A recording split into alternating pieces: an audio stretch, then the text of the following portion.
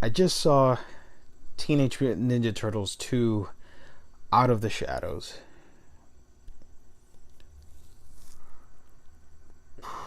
I want my money back. And now, a conversation piece. This is The Rundown. Welcome everybody to another exciting episode, another edition of A Week in Geekdom. This is your host, Giovanni Menendez, on another exciting adventure here at The Rundown, where we discuss movies, books, and everything else in between. Now, I finally saw Teenage Mutant Ninja Turtles 2, or whatever it's called. I know the subtitle is Out of the Shadows. I really do not care. I was sincerely disappointed by this movie, and I will get to it in a little while.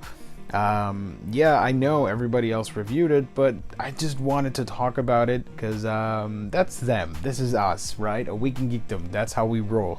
Yeah, the movie sucks. Don't watch it. And you might notice I am a TMNT fan, and I gotta say, the first movie was a bunch of crap, and this movie is basically just some good parts smeared across endless streams of crappiness. It's just not great. I'm sorry. I really wanted to give this a shot. I really wanted to like this. And so far, I can tell you right out of the gate, the only redeeming quality that this movie has is its goofiness and nostalgia for days long past. And by that I mean characters like Rocksteady, Bebop, the Four Turtles, Krang, Shredder, those sorts of things. Some characters are just way off base in my opinion. Others are just there for who knows what.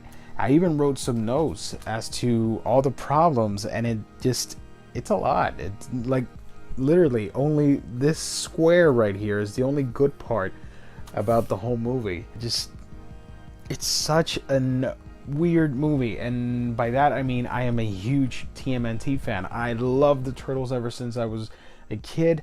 I used to have the biggest TMNT collection out there with all the action figures, all the set pieces, the van, the Technodrome, everything. I had everything TMNT. I loved the animated series. I loved the old movies, even though the second one and third one were just horrible. But I still love them because I was a kid growing up in the 90s, right? This is not a great movie. The first one was horrible. It did have some really cool spots, and by that I mean the only thing I liked about that movie was the end fight against the Mecha Shredder. I thought that was awesome. I really enjoyed it. I thought it was great, especially leading up to that with the elevator scene. That was pretty funny. Everything else was horrible. I hated the origin story that they gave the Turtles. Well, it did sort of mirror the IDW comic book series, but not in the same way. The Turtles are hers or whatever. It's just weird. And the fact that Mikey is constantly hitting on her when, she was his owner, it's just creepy and odd if you really think about it. Yeah. In this movie, some of that just gets glossed over, and that's fine. That's awesome. I love the fact that we do not see a bunch of Will Arnett's character, because I thought he was horrible in that movie, in the first one. And in the second one, he is in there just the right amount, whereas in the original one, he was there the whole movie. And I get it, he was part of the script and whatnot, but the character is just stupid. It's dumb.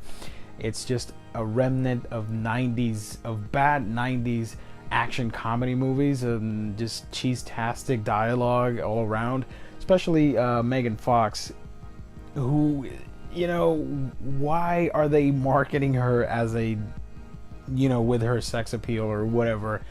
Isn't this supposed to be a family-friendly or a kid-friendly movie? It's just a little bit weird. I don't know if kids should be staring at April O'Neil in that way. It's just odd. And especially some of the dialogue that comes of it, with that first scene in the restaurant, I think it was, with Stockman, played by Tyler Perry. Oh god, that was horrible. The whole thing with geek versus nerd. No, Stockman should really know the difference. I don't get it why we have to resort to these lame old jokes and stereotypes that just do not have any sort of relevance today, at least movie-wise. And that could sum up the whole experience. The whole movie is just really cringeworthy. I love the Turtles. They're fascinating characters, and I love their stories, all the characters. But in here, it's just a soulless cash grab for actors to just get that paycheck. And it has some memorable scenes. Like I said, I really enjoyed Rocksteady and Bebop's participation in the movie, as well as looking at Krang, not exactly liking the character, because let's face it, Krang has always been a little bit one-dimensional. You know, he's a bad guy, he wants to kill everybody and just rule the world and everything. But in this movie, for example, Krang just shows up out of freaking nowhere and has this infinite Wikipedia knowledge on who Stockman is and Shredder and the whole world and all that stuff. They did not set this up whatsoever, or maybe I missed it. It was so freaking random. Like, it just needed like 10 more minutes of extra dialogue for them to reach that point. It was just like, boom, there's Krang, and he's talking to Shredder and talking about teleportation devices and conquering planet Earth. Really, the dialogue in this movie is really cringeworthy. Have I said that enough yet? Speaking of Shredder, I didn't actually mind the helmetless Shredder. However, it did bug the hell out of me that Stockman kept constantly referring to him as Sensei Shredder. Shouldn't it be Shredder Sensei or something like that? I may be wrong. That may just be me. I don't know what you guys have to say.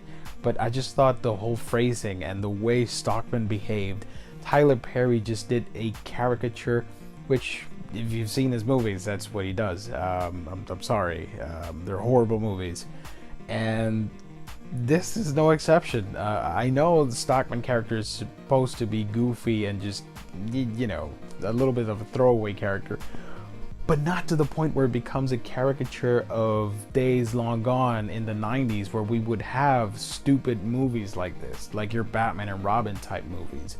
And that's what happens throughout the whole thing. And then you get characters like Stephen Amell playing Casey Jones, which is like the weirdest, most random version of Casey I've ever seen. I would have preferred, and I'm gonna go back to a recommended book. It is the IDW comic book series. I really, really like that version of Casey Jones, and I thought I wanted to see that on screen, especially his whole relationship with Raphael. That is not here, and it's just, I'm sorry, I just kept saying Casey Jones, aka Green Arrow / Oliver Queen. I'm sorry. That, I guess that's a problem when you see an actor for 5 to 6 years doing a TV show, and he's like a security guard or wants to be a detective. It's just random. It's just, you know, I just kept saying Oliver Queen putting on a hockey mask and talking to freaking giant turtles. But Steven is a great guy. He's a great actor, and he did his part. It's not his fault. That's the script. That's the way it's written. I just disagree completely with the way it was written. This movie is like extremely exposition heavy. Everybody's talking to themselves like out loud, like it's some cheap ass telenovela or a soap opera. Like, I wonder if they are at the bar. Yeah. No. I bet they are. I would trust that you would want your audience to figure it out. Like, he looks at the pictures, and if you saw the movie, you know what I'm talking about. He sees the picture, and just by instinct, you're like, I'm gonna check out that bar. Bam! And he heads there, and just stuff happens. Not like, I don't need to be spoon-fed all this information. It's just stupid, in my opinion. Same with the whole turtle watch that Megan Fox was wearing, and Donatello, which, by the way, is my favorite Ninja Turtle of all time. He is the best. I love Donnie. Just getting this weird, just throw scientific terms in there and just call it a day, and people will think, oh yeah, that sounds smart enough, that's probably real, it could exist. Which leads into the scene where they're trying to track down the package, and that obligatory cheese-tastic version of like, I need to steal the information and just get close to it and it'll hack the device and everything's magical. This is a very 90s movie, and it's not very smart with the way it deals with technology and how the world works, and it's just disturbing that we keep getting movies like this. And in some ways, the first one is so much simpler and enjoyable in a crappy sort of way that I don't recommend watching this one as well. They're both on equal footing as to which one is the worst. And it's a shame because they have such great characters that are so misrepresented, misused, whatever. It's just a horrible experience. I did say earlier that Shredder was there, and technically he's barely there. He's just working for another bad guy. And I didn't mind him not wearing the costume because, whatever, it's no biggie. But he went out like a chump. That was just bad in my opinion. Krang, on the other hand, looked amazing. I really appreciated Brad Garrett voicing Krang. I thought he did a spectacular job. He really brought the character to life, in my opinion. But when the whole movie is really one-dimensional, Krang is just another pebble thrown into the stream, if you will. And by the end of it, the way the conflict is resolved, especially with that weird technodrome, it really felt like I was watching an episode of the old TV show, like To Be Continued, if you know what I mean. One of the funniest things in this movie, and in a bad sort of way, the Turtles are shocked that Donatello built the van. It's been stated in this universe, in this movie, that these characters want to go out and experience life outside the sewers because they're constantly there with each other. How would they not know what Donatello's doing in his spare time constructing a van? That's just ridiculous. That's idiotic in my opinion. It should not be a surprise to these characters. I don't get it. And by the way, speaking of the Turtles, they still look weird as hell. I hate how they look. Again, Rocksteady and Bebop, I think they were the best thing out of this movie. I don't know, I really hope they don't make another movie. I really hope like this franchise just dies, or it gets remade into something completely different. Maybe an animated movie. I would like to see a traditionally animated Turtles movie, or maybe a super realistic CG movie. Something that's not live action, because it's just weird. This movie sucks. I'm sorry. If you want, I wrote some other stuff down, but I'm not gonna bother reading any of it because you deserve better. You deserve to read something cool or watch something great, and that's why I recommend, and I'm gonna take them off the shelf for a minute, I recommend the Teenage Mutant Ninja Turtles, the IDW collection. This is volume 1, Ralph on the cover, and this is the best interpretation of the Ninja Turtles in ages. This series is a must-read. If you love the Turtles and you hate the live-action movies, please do yourself a favor and read this comic book. It is fantastic. It is great. It is filled with drama, with heart, great art, and just overall a sense of glee and adventure that the Turtles are doing what they do best. This is volume 1 of the IDW collection. Obviously this is an oversized hardcover. You can find the trades and the single issues monthly. I'm reading it in this format, so I'm all caught up, I guess, because volume 3 is coming in August, I think. It's a long wait, but whatever. This is volume 2 with Splinter, which reminds me, I liked Splinter in the first movie, and in this one he just has like 2 scenes. He was just a background filler character, and that's kind of weird and stupid at the same time. But yeah, forget that movie. It sucks. Don't watch it. Instead, read these books because they're awesome. If I were to give a rating to the Teenage Mutant Ninja Turtles Out of the Shadows movie, it'd be crap out of 10 million crapazoids or something. Just, yeah. Thank you guys so much for watching. If you like this video, if you found any enjoyment out of this, click the like button down below, as well as subscribe to our videos. We've got more stuff coming in. We've got some book reviews and other cool stuff for you guys.